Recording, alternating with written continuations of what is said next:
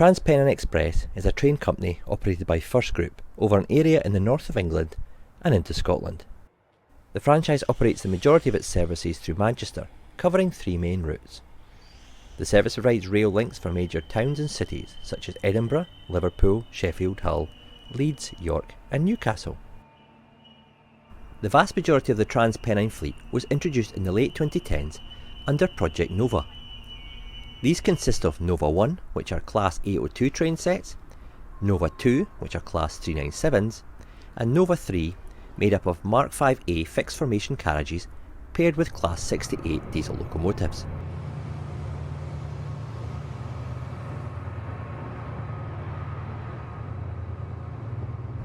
The Nova 3 train sets use the MK5 carriages in local haul formation and are designed for Trans Pennine intercity routes.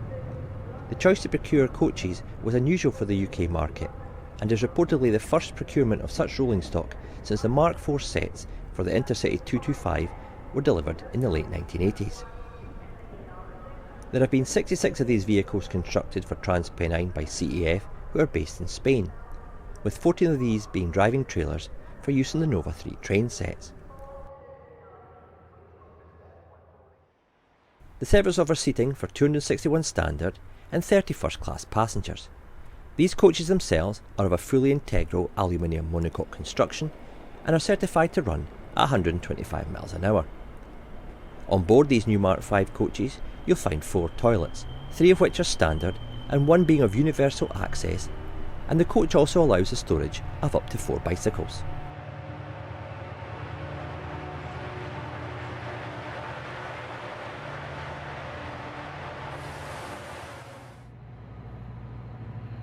The Nova 3 train sets are predominantly focused between Liverpool Lime Street and Manchester Victoria, through to Scarborough and other services between Manchester Airport and Redcar Central via Manchester Victoria, although they've been used on other routes through Leeds, York and Middlesbrough.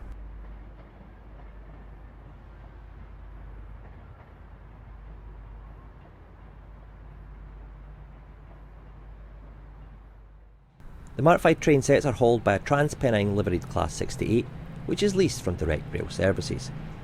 As of late 2022, there are 4 Nova 3 sets in daily operation, making them one of the most underutilised fleets of passenger stock in the country today.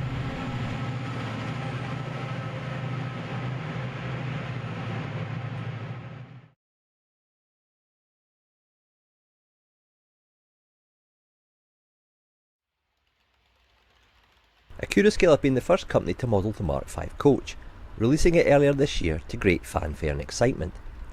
The company's sleeper coaches sold out on pre-order, and any subsequent batches released to market have gone almost immediately. When the Trans Penninie sets were released, they too sold out, with proud new owners showing them off on their layouts all over social media.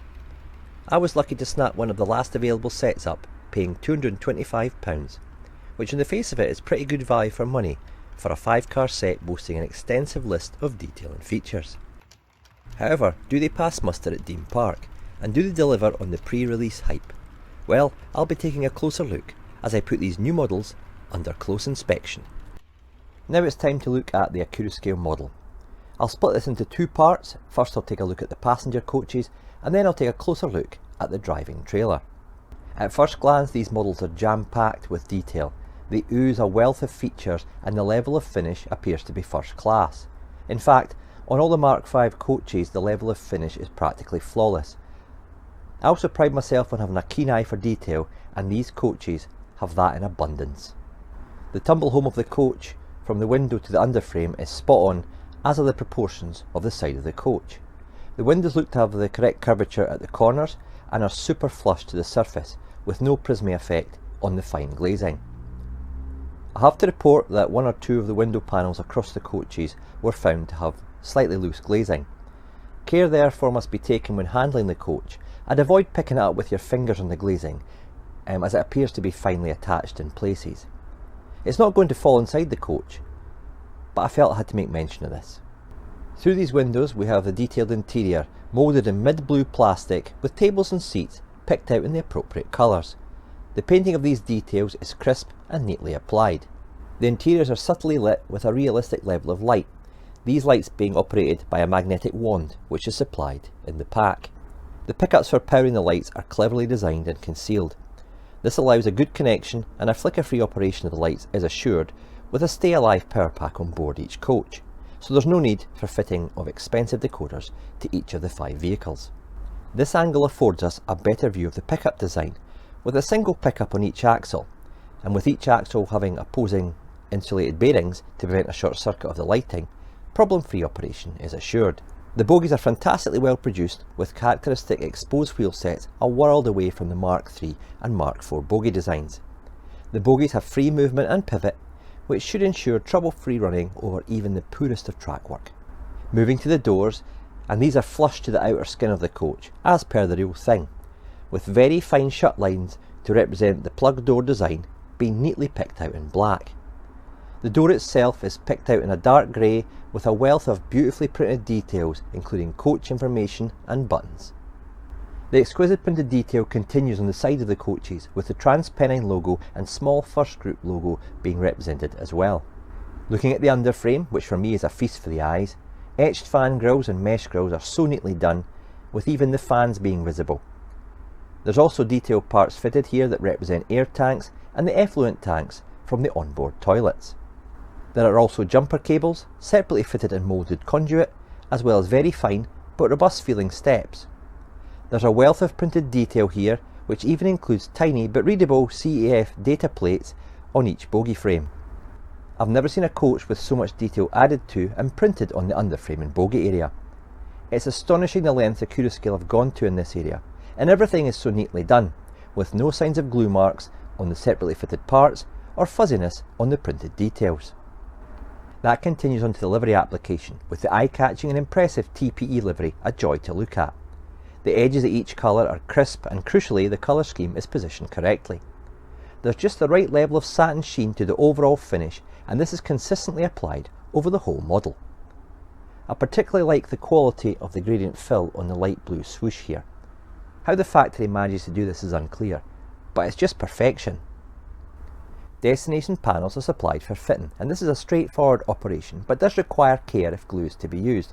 You don't want to mark your lovely model after all. A selection of destination screens are supplied.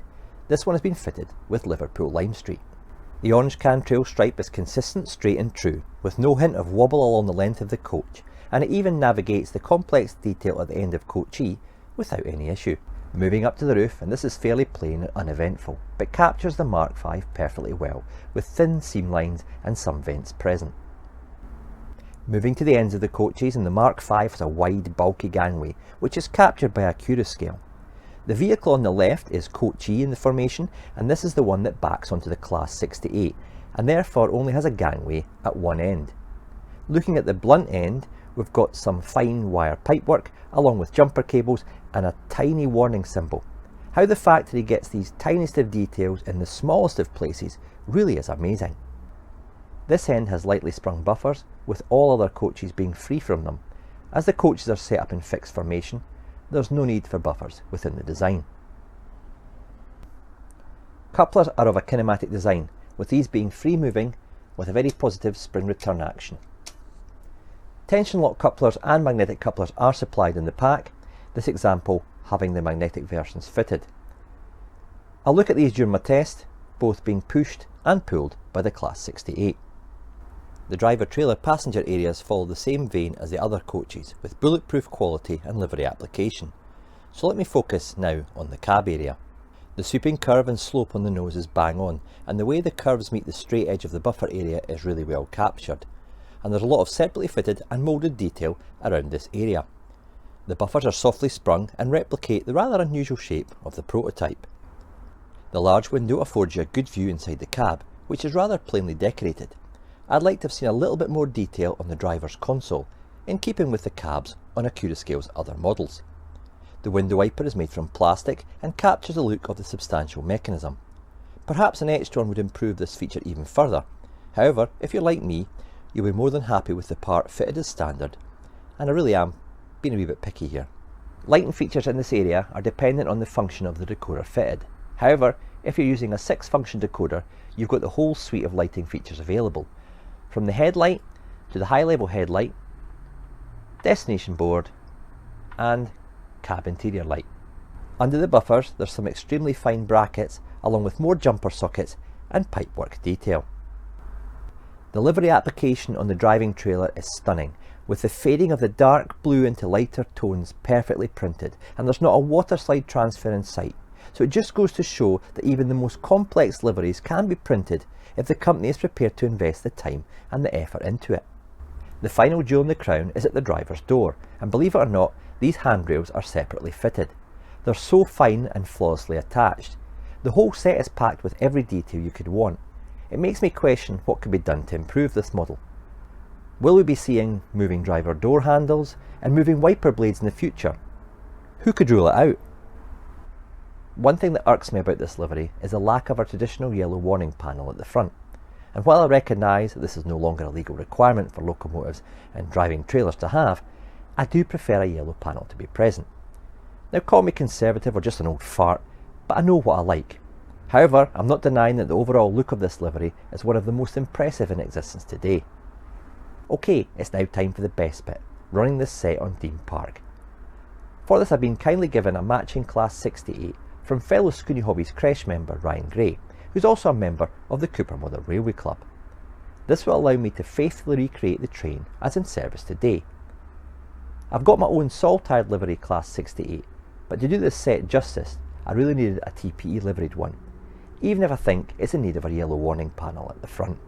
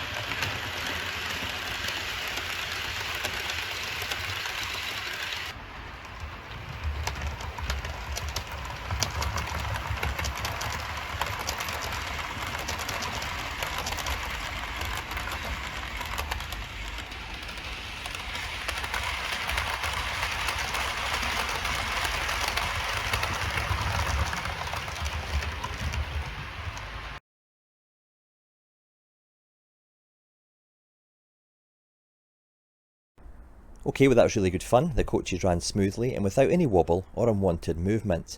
The coupling cams performed well as the coaches were pushed and pulled over pointwork and curves. The magnetic couplers also perform well, and while sufficient for this length of train, may not be strong enough for a longer train, such as a 16-car MK5 Caledonian Sleeper. I've heard of modellers that have the full sleeper train having challenges with these magnets. However, I'm happy with them on this Trans Penninie Express. If you find yourself with any issues, you might want to find a suitable alternative at West Hill Wagon Works, as they supply excellent magnetic coupling products. The link to that website is in the description below. One thing that was highlighted during the test was the flickering lights on the driving trailer. Now, I pride myself on good track work, with most sections directly wired to the bus wire, so if it's going to work, it's going to do so on my layout. And the fact that it isn't working suggests that there's an issue with the vehicle itself. After investigation, the issue seems to lie with the design of the pickups. As the coach moves along the track, the connection is not consistent between all parts of the pickup. The more parts you have on a moving vehicle, the more chance you've got for issues, and this will be further highlighted on poor track work or poorly laid super elevation, where the train suddenly rocks from side to side. The lights around the cab area are not connected to the Stay Alive power pack, as these are controlled by your decoder. In contrast, the passenger compartment lights stay on for several minutes after the power is removed from the track. I've passed my constructive feedback onto Accurascale regarding this issue, which I'm sure they'll take on board and look to improve in future releases. I fitted a KD to the coach that couples up to the loco. This allows better pushing performance. The Depot Class 6 to 8 coupler can be a bit droopy, but the KD did seem to work well in this configuration, and certainly far better than a tension lock coupler whilst being pushed.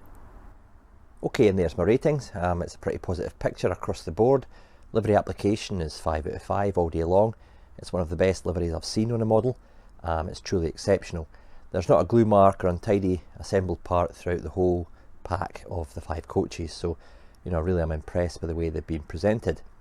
Performance, 4.5. Some squeak from the wipers, but there wasn't too much drag, and I didn't experience any derailments or problems over point work or track work during the test. Electronics has been hit a little bit. The passenger lighting is impressive. The space of the lighting between the LEDs in the coaches could be a little bit closer to avoid duller spots, but maybe I'm being a bit nitpicky here. However, the same cannot be said for the driving trailer lighting on this particular example. I'll look to resolve this issue in the future. The driving trailer is fairly light, so perhaps adding a little bit more weight over the bogies would help with the pickups, and this is something I will consider. Packaging is sturdy and cradles the individual coaches safely and securely. No problems here, and the packaging is eye-catching and attractive. The model is packed with details and features. If I could have awarded it 6 arrows, I would have done. You get a lot of detail for £225 in your 5-car pack, which makes it excellent value for money in today's market. Overall, the score is 4.5 out of 5. Accurascale have given customers a very nice packaged and good value Trans Penninie pack here, and it looks stunning. My recommendation, that is if you can get your hands on them, is that you should strongly consider adding one of these to your collection. I'm slightly gutted that I don't solely model the current day scene here at Dean Park, as I would have had a fleet of these without any hesitation. However, I'm sure I'll just be fine with my BR era stock, which also includes some great models. Check out my other videos and see some of these in action and under review. But in the meantime, thanks for watching, stay safe, and cheers for now.